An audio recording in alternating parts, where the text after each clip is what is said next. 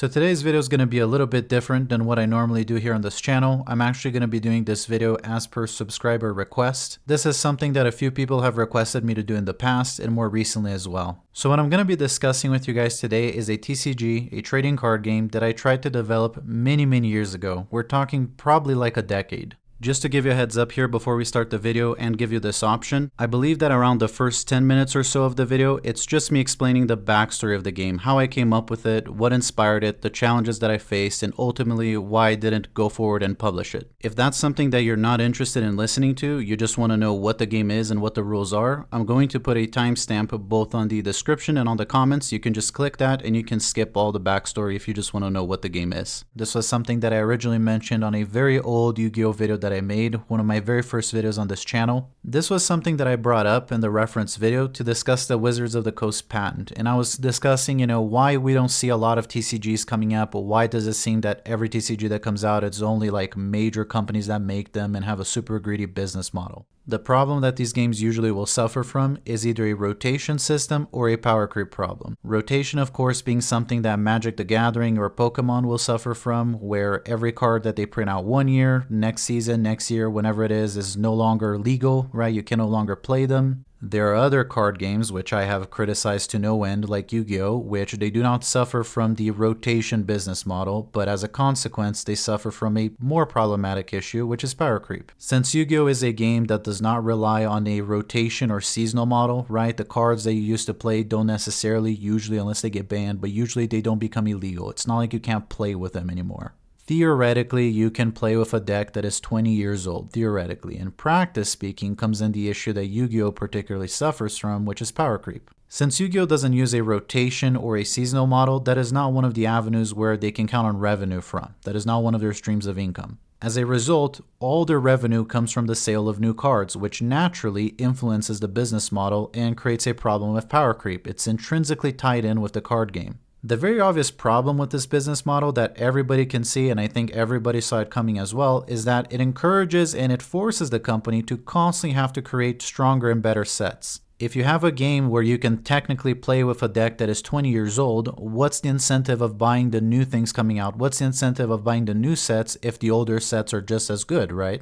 So obviously the company is going to keep making cards stronger and stronger, and the game will naturally suffer from power creep, and it will constantly try to reinvent itself and become crazier and crazier and crazier. Unfortunately, with time, this will cause any game to destroy itself, right? If you keep reinventing the game, if you keep making things stronger and stronger, eventually it'll be a star that burned too bright and it will die off, which is exactly what I'm seeing happening with Yu-Gi-Oh, and I've talked about it plenty on this channel already. So growing up playing and continuing to play most of these TCGs, whether it be Yu-Gi-Oh, Magic the Gathering, Pokemon Flesh and Blood, I became very familiar with the different issues that TCGs suffer from over the years, and a lot of things that mechanically weren't necessarily my favorite. Yu-Gi-Oh, unfortunately, in my opinion, has been destroying itself for several years now, and this is something that I was feeling as early as 10 or 12 years ago, which is what inspired me to start coming up with the game I'm going to be discussing today. All of these changes and observations that I made over time, watching the game that I grew up loving, my favorite game of all time, morphing into something that I saw as ridiculous and unrecognizable, kind of inspired me to try to do my own thing. I gotta say though that at the age that I came up with this, 18, 19, I was a lot less practical. I was a lot less, realistic. I was way more naive, right? So that's probably why I thought that I could do this. Not trying to come off like a boomer that gave up on my dreams or anything like that, but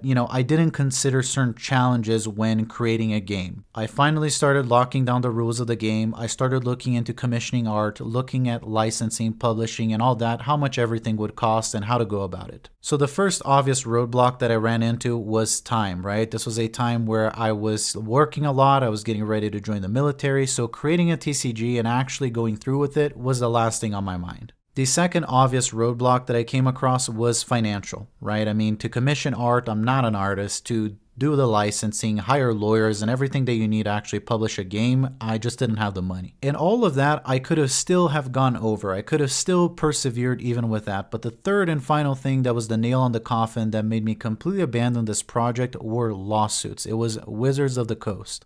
So I did a lot of research into how to create a TCG and what are some of the common roadblocks that people have. And the main thing that kept coming up were lawsuits that involved the Wizards of the Coast.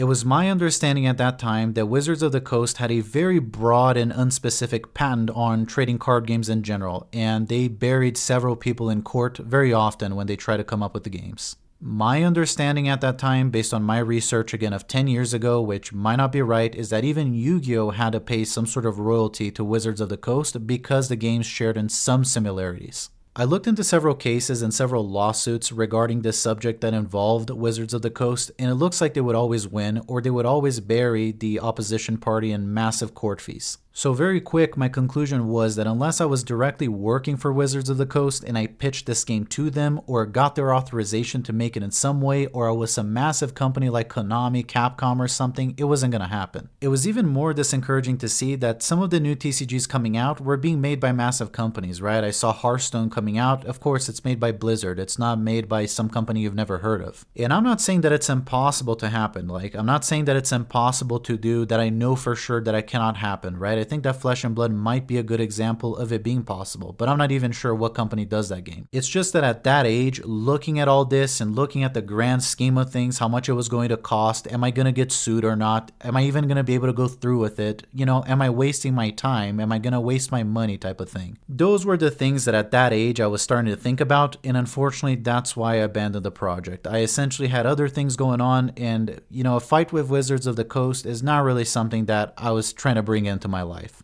The years then go by, I completely forget about this project, but I continue playing Yu-Gi-Oh! My love for Yu-Gi-Oh! Is still very much there. I continue playing the game, but what also is still there is a growing frustration that I have with that game. The frustration grows so strong that after starting a YouTube channel, one of my very first videos is a long rant about everything I think is wrong with Yu-Gi-Oh! I then make a second video on the channel almost a year ago where I'm not talking about the mechanical problems that I have with Yu-Gi-Oh! Or the business model, I'm just discussing the art style specifically and my grievances with that. I then during this video mentioned the attempt of a creation of a trading card game that I was working on about 10 years ago. But ever since that video and ever since I mentioned this game and kind of briefly what was the theme of the game and everything, I've been getting comments on those videos asking to talk about this game and mention what it is. And it's not like there's 1,000 people asking me about this, right? It's not like, you know, I have hordes of people emailing me asking me, you know, hey, when are you going to continue making the game? Explain more about the game. It's not like that.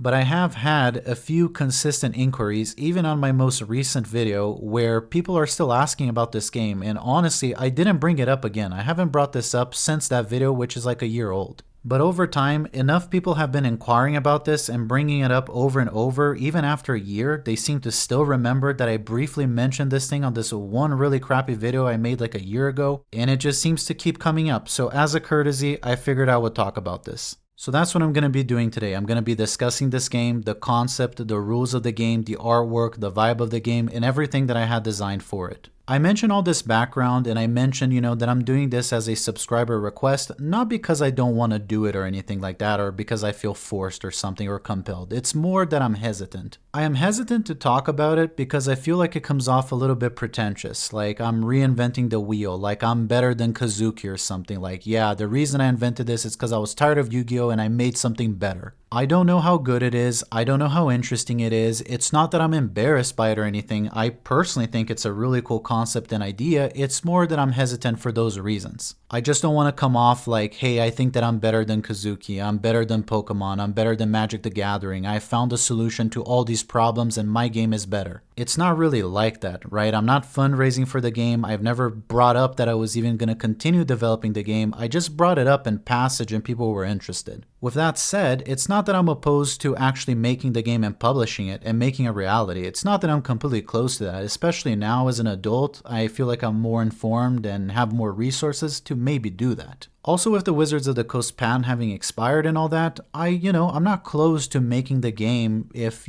push came to shove or anything like that. It's not like the project is now scrapped and I refuse to ever touch it again. But it's not like all these years I've been working on this game, I've been perfecting the concept and the rules and I've been thinking about it. It's kind of been out of sight, out of mind. I haven't thought about it in 10 years. So without further ado, with that gigantic explanation out of the way, and I'm really sorry, I know I have to get better at this. I have a horrible tendency of rambling. My videos are so heavily edited because I ramble so much. I've been trying to get better at this, but if you've been watching my videos for a while, you know they're like an hour long. You know that I just don't shut up. I talk too much, so I apologize. I'm actually going to explain to you what the game is and how it works now. So for starters, I never came up with a name for this game. I've had concepts of names, right? Probably something like Invoker might be the name of the game, something like that, but it doesn't have an official name or anything like that. What it does have is a concept. I'm not going to say that it has art concept. It has an artistic direction and an artistic concept, and the rules are pretty much done. So very briefly, what I'll do is I'll explain the artistic direction of the game, I'll explain the vibe and the setting, and then I'll explain to you the rules. So let's start with the setting of the game. Where is it drawing inspiration from? What is the vibe of it? What's the artistic direction? What does the game look like?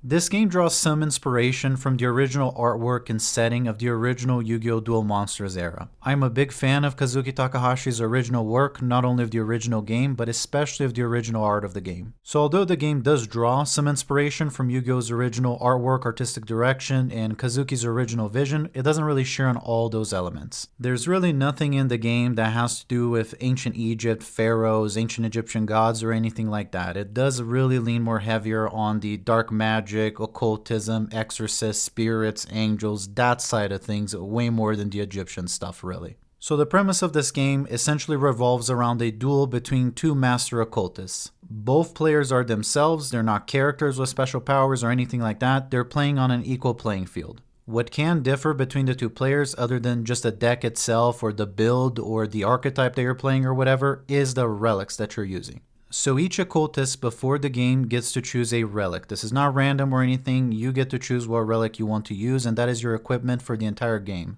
That is the only difference or advantage or disadvantage or difference in playing field that both players would have, would be that initial equipment, that initial item that you get to choose. I'll explain in just a minute how these relics work. I also call them equipment sometimes because they kind of serve that same function, but they can be offensive, they can be defensive, or they can be like buffers for your cards.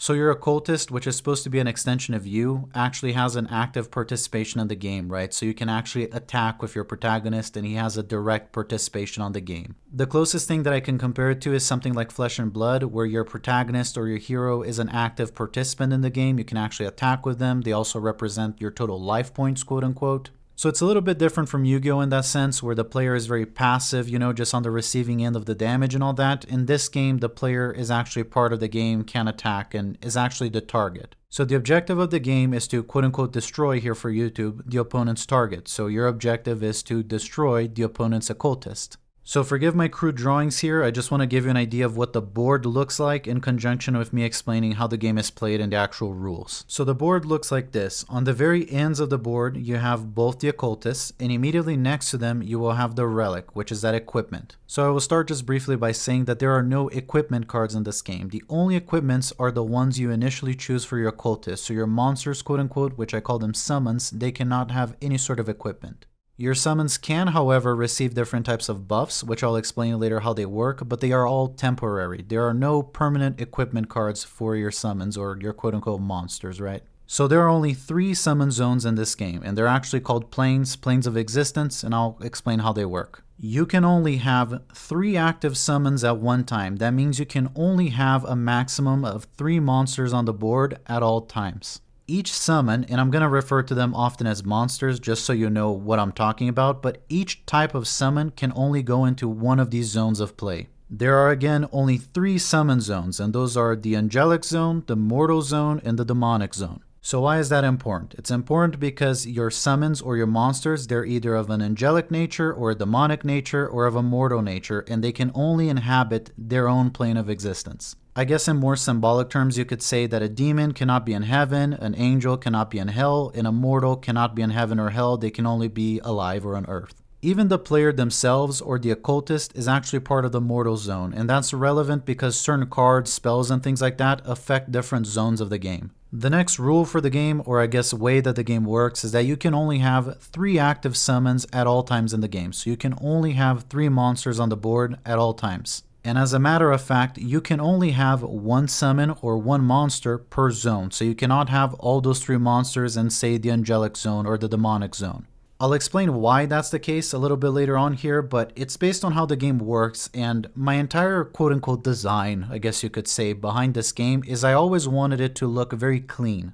One thing that I've always noticed in TCGs is that the boards to me always look very cluttered. There always seems like there's way too much craziness going on at one time on the board, and I'm not really the biggest fan of that. I'll explain later why that's relevant from a mechanical standpoint on how the game is actually played and why I'm not the biggest fan of that, but just visually from an aesthetic perspective, if you look at something like Yu-Gi-Oh, other than the massive amounts of text of effect that every single card has, which this game does not, when you look at the board, there's 5 monster zones, 5 spell and trap card zones, there's the field card zone, there's the extra deck, the graveyard. There's, in my opinion, a little too much going on. Same thing with Pokemon, right? You have the active Pokemon that's battling, you have the Pokemons that are on the bench, then you have the prize cards, then you have the graveyard, then you have all these counters going on for damage, and then you have the deck zone and all that, and in Magic, the same thing, you have a lot going on the board, you have the permanents like the lands and all that, so this game doesn't really have any of that. There are no damage counters or counters in general in this game either, like Pokemon has damage counters. So similar to Yu-Gi-Oh, when monsters battle, they get destroyed and something might happen from that, but a damage counter is not one of them, so you don't have to keep track of like the health of your monster. Like I mentioned also, the effects of the cards are a lot simpler or shorter in nature. They're not like a paragraph of text. My entire idea behind the design of the game wasn't to make it any more or less complex. It was to make it chess-like in nature, in the sense where you look at the board and what you see is what you get. What you see is what's going on. I never liked the gameplay or the visual aspect of a very cluttered board with 10 different things happening at once and a lot to read in general. That's not the premise of the game. Now that's not to say that the game doesn't deal with like health points or attack damage or different spells that you can use or buffs and things like that or monster effects. It does in fact have and deal with a lot of those things as well. In fact, it has a mana system which is called a chi, which I'll explain in just a minute, so it does have a lot of those components too. It's just that my objective when presenting the game while the game is being played and the way that the board looks, my idea behind it was to make it look as chess-like and as clean as possible always. And this is not just for the spectators looking in so that it looks cleaner for them, it's for the players as well. My entire objective is I didn't want the players having to keep track of 1,000 different things at once. My goal with the entire game was for the players to be able to focus on the current plays being made or what they're gonna do on their turns or how to react and not so much keeping track of stuff in general.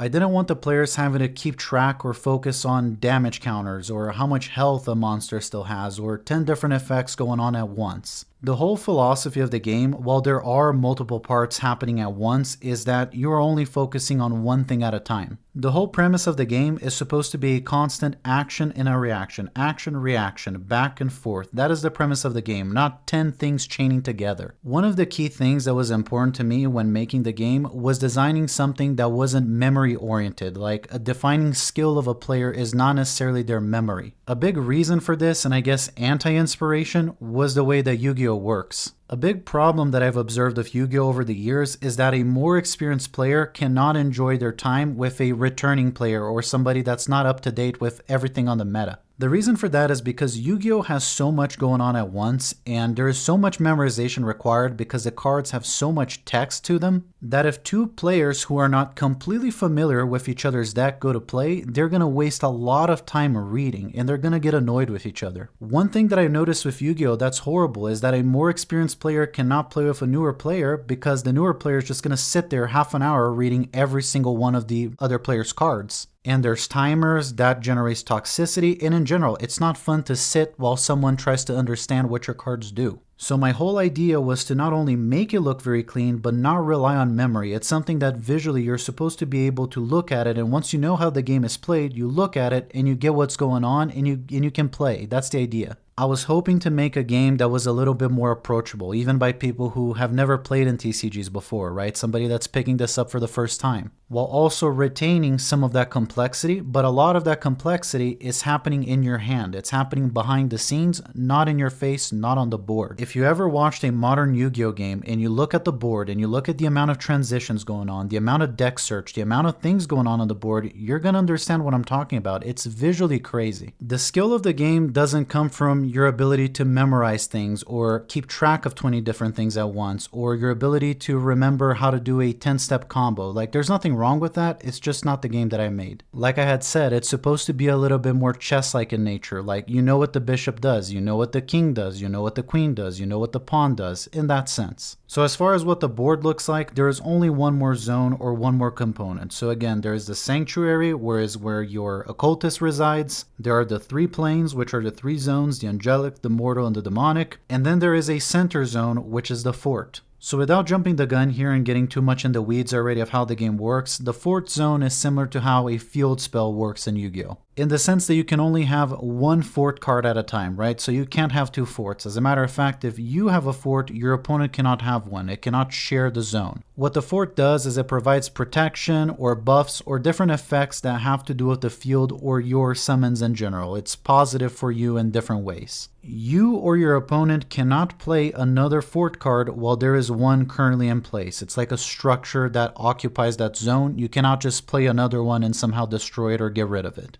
The only way that a fort can be destroyed in this game is by your opponent using what's called an artillery card, which I'll explain what that is later, but artillery cards destroy forts. And without that, the fort is basically there permanently, right? So whoever places it first has a big advantage in that sense. And then you might ask, what exactly is the nature of the effect of a fort card, right? Is it that every time one of my Tearlaments monster dies, I get to search my deck for another Tearlaments monster and I get to special summon two monsters and immediately fusion summon them and yada yada? No, nothing like that. They're a lot more straightforward. So if you have, say, a demonic palace in place, every time one of your demons destroys another opponent's demons, you get to directly inflict one damage to the enemy occultist, things like that. And by the way, I haven't explained this just yet, we haven't gotten there yet, but every occultist, each player has 10 health and 10 chi, which is basically mana. So how does battle specifically work, right? Do they have attack points? Do they have defense points? Do these summons have health? How does that all work? So every summon in this game, or every monster, unless they have a specific effect that says otherwise, all of them deal exactly 1 damage to the enemy occultist when attacking directly. So it doesn't matter how strong or how weak the creature you're playing is, or the monster or the summon, they deal 1 damage. Okay, so what does that exactly mean? What do the creatures in the game, or the summons, the monsters, what do those look like, and how do they battle, and what's attack and what's defense and health? So all your summons, all your monsters, they do not have defense and they do not have health. They only have attack and what's called basically their power. It's very straightforward and simple in the sense that unless a card's effect says otherwise, whichever monster that is attacking the monster with the lower power, they die. And if they both have the same power, they both die. Different summons have different levels, which is going to impact their power and their effects. The levels go 1 through 5. So summons that are of the level 1, 2, and 3 do not require a sacrifice. We don't call it, I guess, tribute in this game, but it's the same thing. It doesn't require tribute. I call it sacrifice. That means if you have a level 1 monster, a level 1 summon, you can just play it, right? You don't need to sacrifice or do anything special to bring them into play unless the effect specifies otherwise. The reason I say that is because some creatures in this game will either require a blood sacrifice, so they'll require health points to be summoned, or they will require mana. The same thing with spells or curses. A lot of the spells or curses that you're going to be playing, they either require a sacrifice, and the sacrifice is usually going to be a mortal sacrifice. It's usually having to be a human that you're sacrificing in that mortal lane. Or it's going to require a blood sacrifice, which is your health points, or it's going to require chi or your mana. So they'll require magic or mana to be summoned, most often the case with spells. And then finally, you have summons or monsters that are either level 4 and 5. 5 is the strongest type of summon, that is the last level. All summons between the level 4 or 5 will require some sort of sacrifice or tribute to be played, similar to Yu-Gi-Oh!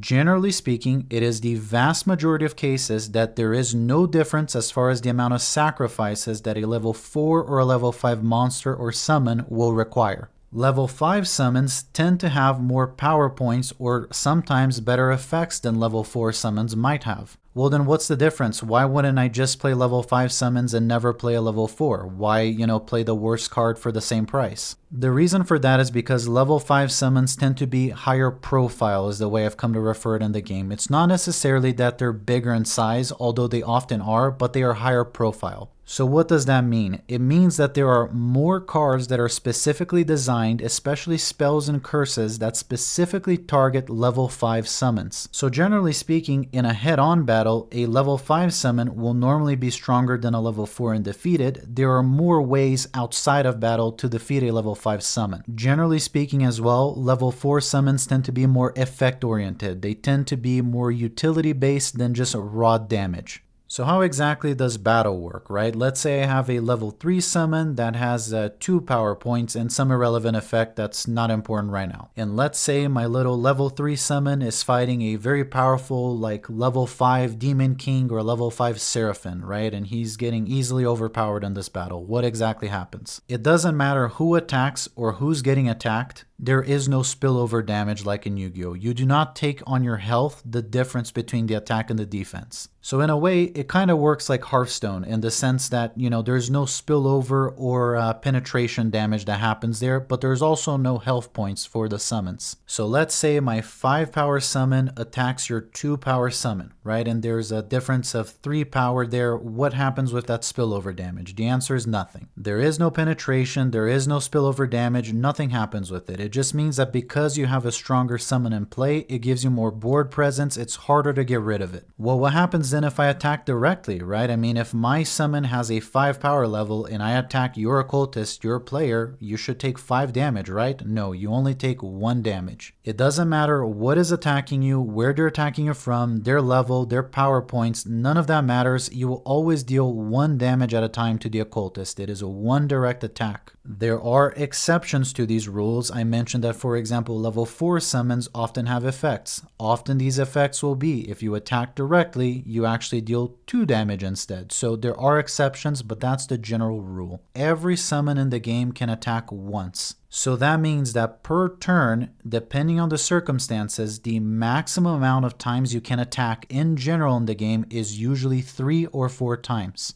The reason for that is because, again, there are 3 zones and only 1 monster or 1 summon per zone, and each one of them can only attack once. The exception to that rule is if your occultist has an attack equipment. So if you have a sword or a dagger or something like that, that means that the occultist can attack individually as well. The next rule only applies to the very first turn of the game. The very first player playing on the first turn cannot attack on their first turn exactly how Yu-Gi-Oh! Is. There is, however, no cool-off period, so whenever you play a summon or whenever you summon a monster, you can usually just attack that same turn unless the effect specifies otherwise, which is rare. Okay, so is it better to go first or second then? Because if I go first, I can have a monster on the board, and then on my next turn, before the other guy, I can already tribute him and summon a level 4 or 5 summon at that point, power level, right? So isn't it better to go first? It honestly just depends on how you look at it and how your deck specifically plays, because if you go first, you can technically set up the board faster. You can actually play the first fort of the game. So technically the first player can start setting up the board, they can play the first structure, that first fort, and have that advantage, and unless the second player has an artillery card, they kind of have that advantage, the momentum. The counter philosophy, I guess, to that is that the second player now has the first attack, so they can now directly counter what you just played. So if you played a fort card, now they can play an artillery card, get rid of your fort, and establish their fort, and it's very unlikely that you have another one to replace that one type of thing. They also now can see the power level of the summon or the monster that you just put into play, so they can now destroy it and put a stronger one or do something to get rid of it like a spell, and then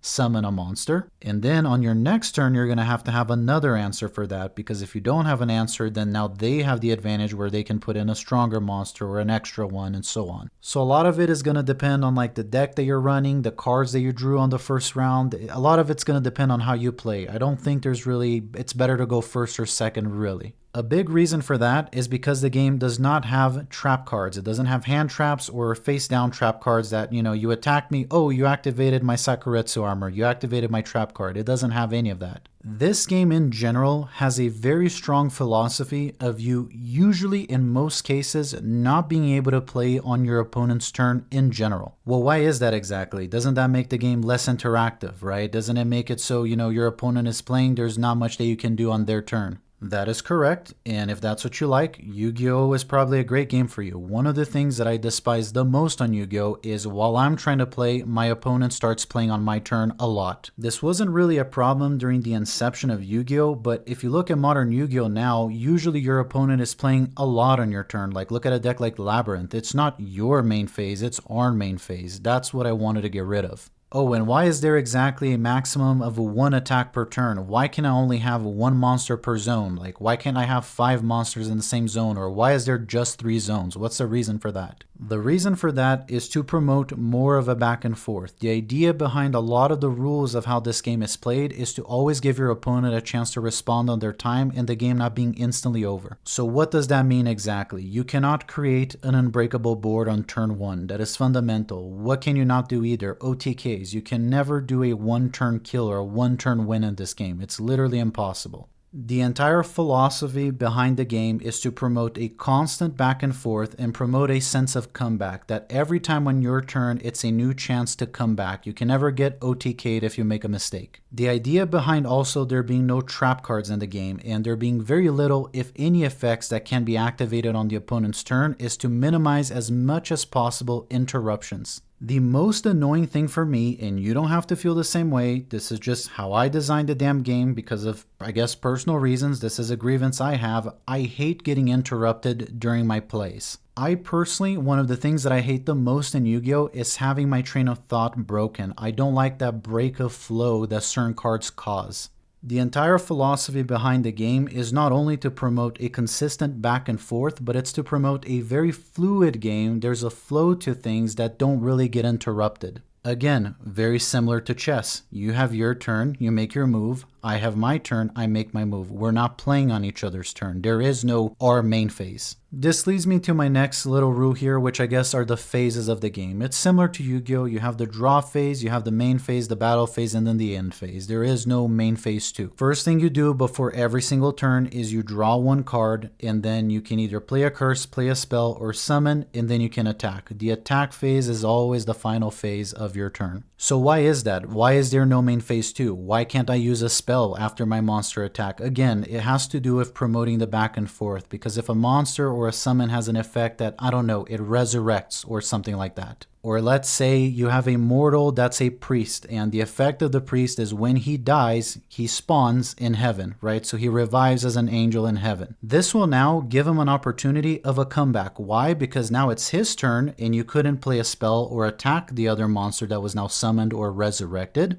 And now in theory, on your turn, you could technically sacrifice that angel or that resurrected monster, and you can summon a stronger monster that can now fight against the monster that just killed the priest. That's the idea. If you were able to use a spell immediately after destroying that creature, destroying that monster, it would kind of negate the idea of the back and forth, right? Let's say you guys are playing and you have a very strong power level 5 demon that destroys another little imp or another little demon. And that little demon's effect is that he brings back something else to the board on the next turn. Let's say you have a very strong power level 5 card, right? So you're winning at that time and you attack your opponent and he's forced to defend with a power level 1 card. It gets destroyed. Let's say now that the good thing is that the level 1 card is that it brings back another card to the field. It gives you some sort of advantage. If you then immediately after the battle phase, you could counter that advantage, it would kill the back and forth. Oh, the advantage of the priest, of the card that you just destroyed, is that when you kill it, it ascends and it comes back in the form of an angel or a spirit guardian or something like that, right? Okay, well now after the battle phase, your opponent just uses Raigeki or something like that, right? He just instantly with a spell destroys your monster. Great, now you don't have that advantage or a chance of comeback anymore. The idea behind that again is to promote a chance for the other person to come back. Everything around the game, everything about the way it's designed is supposed to promote consistent back and forth. Okay, well then if it's turn 1 or turn 2, can I technically overwhelm my opponent and I can just fill up the board with 3 creatures at once? Like, can I make 3 summons in 1 turn? No, you are limited to 1 summon per turn. Oh, what about tribute summons? Also only 1 per turn, which means that you cannot normal summon and then tribute. If you tribute, that counts as the quote-unquote normal summon. As a matter of fact, you can only have 1 summon per turn, period. There is no such thing in this game as a special summon. Now, there are in fact resurrections and there are in fact rituals and ritual summons, quote unquote, but those are not special summons. Well, if the game has ritual summons and you can special summon like resurrect from the graveyard, how is that not a special summon? Because you are still limited to just once per turn. It doesn't matter if you summon a monster via ritual, it doesn't matter if you resurrect a monster, it doesn't matter if you tribute, it doesn't matter if you just summon it. It is one per turn. Period. I don't think I need to explain too much why I decided this to be the case. Again, anti-inspiration was just looking at Yu-Gi-Oh! Look at how crazy that game is. A special summon is not special anymore. You do 10-step combos now. I didn't want to make a game where players have to sit and wait for their opponent to play for half an hour, especially in a game where it prioritizes as little interruptions as possible. So that would be really boring if you just sat there for 20 minutes. I really didn't want this game to turn into Yu-Gi-Oh! Or suffer from the same problems where you're watching the other player play for half an hour and do a 10-step combo or 5 different chains. Like if you resurrect a monster, that's supposed to be a rare and special thing. If you manage to get a ritual off, which is a very powerful monster that like requires a blood sacrifice, that has to be a big deal. If you manage to keep your monster alive for the next entire turn in a game where you technically have about 10 cards in your hand at once. If you manage to keep your monster alive throughout your opponent's next turn and it's still alive on your turn to where now you get to sacrifice it and summon a stronger monster, to me, that should be a big deal. I don't like how Yu-Gi-Oh! Trivialized the idea of special summon, so for that reason, you can only invoke one summon per turn. You can use as many spells as you want if you have the mana or the blood and so on, but only one invoke per turn. To be able to actually keep your monster or your summon alive throughout your opponent's next turn and into your turn is a big deal, especially in a game where you're actually usually holding 10 cards at one time. Which leads me to my next rule. You don't start with 5 cards, you start with 10 cards. Okay, why so many cards? The reason I did this when I created this game was because I believe that the most unproductive and underwhelming thing that can happen in a Yu-Gi-Oh! Game is to brick. The worst thing that can happen in a game is the game is over on turn 1 or 2 because your opponent or you bricked. Or simply, the game ends because the other opponent has more cards, which seems to be a big emphasis on modern Yu-Gi-Oh! A big thing in modern Yu-Gi-Oh! Is 1 for 1. That's why Pot of Greed is, not allowed because you'll end up with 1 extra card in your hand. That's considered a big thing in Yu-Gi-Oh! It's all about who has more cards usually in their hand. That's a huge advantage. I didn't want running out of cards to be one of the main deciding factors of the game. Like, I didn't want the game to be decided on, I have more cards in my hand than you, you bricked and I didn't. I wanted it to be always a back and forth. I wanted to try my best to create a game where even if you draw a bad hand, you have 10 cards. There's something you can always do. And technically, every single round, you get to draw a new card, and you can only summon 1 card per turn, so your chances of being out of cards completely are pretty low. My philosophy at that time, and frankly still at this time, is that the games should be decided on a basis of back and forth, outplaying, outskill, not because I bricked or because I ran out of cards. And I do understand that the idea of hand control and managing your resources and, making your opponent waste cards because of bluffs that you put out and things like that is part of a strategy in Yu-Gi-Oh! I'm not saying that that's necessarily horrible and it doesn't work for any games and there's no reason behind it, and that this game doesn't have some of that, because it does. Some cards will in fact make your opponent discard a card, like when they attack your occultist directly, discard one of your opponent's card. Rarely, but sometimes there is some of that. I'm not saying that that's necessarily always a bad thing. I'm not saying that there is no strategy behind that. I'm just saying that that is something that I don't like about Yu-Gi-Oh! And I just didn't make the game that way. Okay, so why are there 3 different zones? What's the significance of that? Is it just to limit the amount of monsters that I can have at play at once? Like, what is the reason behind that? How does that actually impact the game? The way it impacts the game is pretty drastic, honestly, because a monster can only attack another monster, or a summon can only attack another summon that is within their same zone. The only exception to that is, of course, the occultist. So the occultist can attack in any zone and it can be attacked by any zone. But generally speaking, zones cannot intermingle. So what does that mean? A demon cannot go to another zone or attack from his zone and attack an angel, and vice versa. They cannot do that. There are cards, however, that are called travelers. So the traveling effect is something that's interchangeable. If a card has traveling, they all do the same thing. They're traveling cards. So that means that although that monster, that summon, resides in a specific zone, it can travel to other zones and attack monsters in those other zones or attack the occultist from different zones. Why is that relevant? It's relevant because let's say you have an angel that's called, I don't know, Michael the Avenging Angel. This angel resides on the angelic plane, right? He resides in that zone only. So what that means is that this angel can travel to other planes and he can actually punish mortals, or he can hunt demons at the lower planes of existence. That's the idea, they can travel. Or let's say another scenario, your opponent has 2 of their zones occupied. So in theory, you wouldn't be able to attack those specific 2 zones. Technically, you could travel to the 3rd zone where he's free and attack him from there. So traveling is a very powerful effect for that reason. Those are very versatile cards. What's the quote-unquote lore, or how does that, tie into this setting? Why did we decide to do that? The idea behind this is, let's say you have something like an exorcist, right? He technically can be attacked by a soldier, by a swordsman, right? He's immortal. But being an exorcist gives him the ability to interact with other planes, angels, demons, spirits, and so on. So he can interact with those other planes as well. That's his ability. It ties into the lore. What about demons and angels? Well, some angels are archangels, right? Their job is to kill and hunt down demons, so they can travel to demonic planes and hunt down demons. Same thing with demons. They can travel to higher planes, same reason.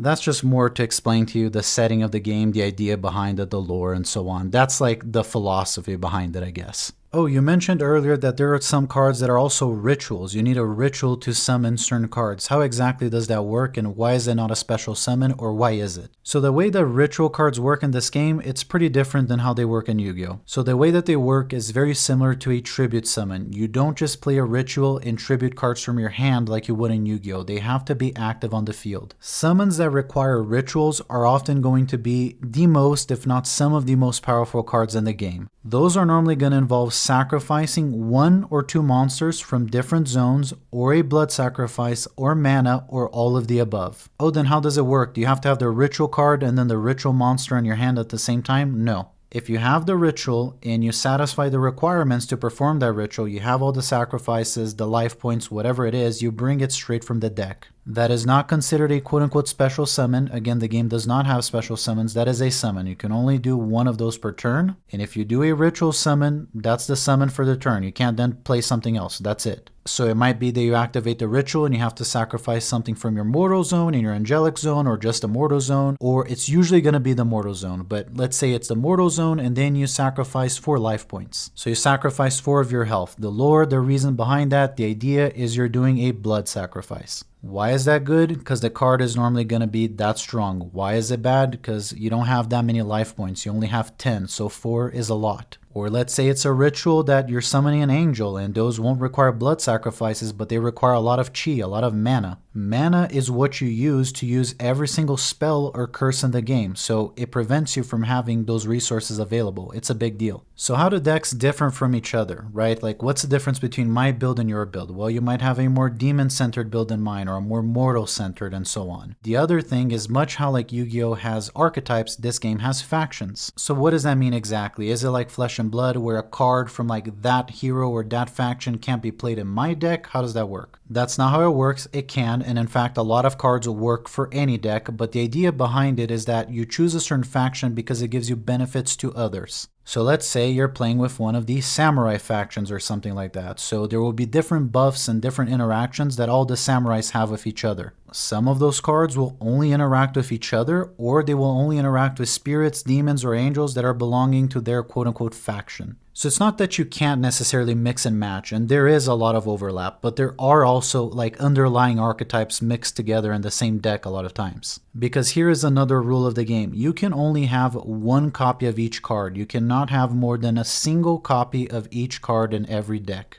So what's the reason for that? Like, what's the significance? Why did you decide to do it that way? Well, the reason for that, number 1, is lore. It's an aesthetic thing, but not just an aesthetic thing. It's also like a practical reason as well. A samurai is probably only going to speak Japanese, so how is he going to communicate with an European knight? How is an European knight going to communicate with an elf? How is an elk going to communicate with a Viking? So that's the idea. They speak the same language, they share the same culture, so they almost interact or buff each other. Does that mean if I choose like a Japanese or a samurai deck or a specific clan that, that faction, they only interact with each other? Not necessarily. Some of them are more closed doors than others, and actually most of the times you will have more than 1 faction in the same deck. It's just that it just so happens that some of the cards have interactions or buffs with each other because they speak the same language, they share the same culture. The look of the cards, the demons, the spirits, the mortals, they're supposed to belong to multiple cultures, right? I said that there is no Egyptian theme like Yu-Gi-Oh has. The reason I had that idea is because I wanted to bring different deities and folklore and creatures from all these different cultures. So the idea behind that, right, if you're playing with a more Nordic-oriented deck, you're playing with the Vikings, there's like Scandinavian spirits and deities and things like that. If you're playing with the Japanese, like the Japanese have an entire folklore of all these different demons and things like that that belong to their culture. The same thing with the Egyptians. And then if you play with the European, you get more into like Catholic-oriented stuff. I don't know. That was the idea behind it. That doesn't mean that like the samurais can't play in the same deck as the ninjas or in the same deck as the Vikings. It's just that when they're playing together, they might have interactions with things that have to do with their lore or their culture, quote unquote. You might find that stupid, and that's fair, but I thought that was cool, and I thought it made sense that if people from the same place speak the same language, they can have more tactical influence over each other. Like if you think about an army, if me and you speak the same language, we can command formations, we can help each other, we can communicate. If we don't speak the same language, we just don't share that affinity. That was like the lore behind it, the aesthetic, and like the mechanical influence, and I thought it added variety to the game in different ways too.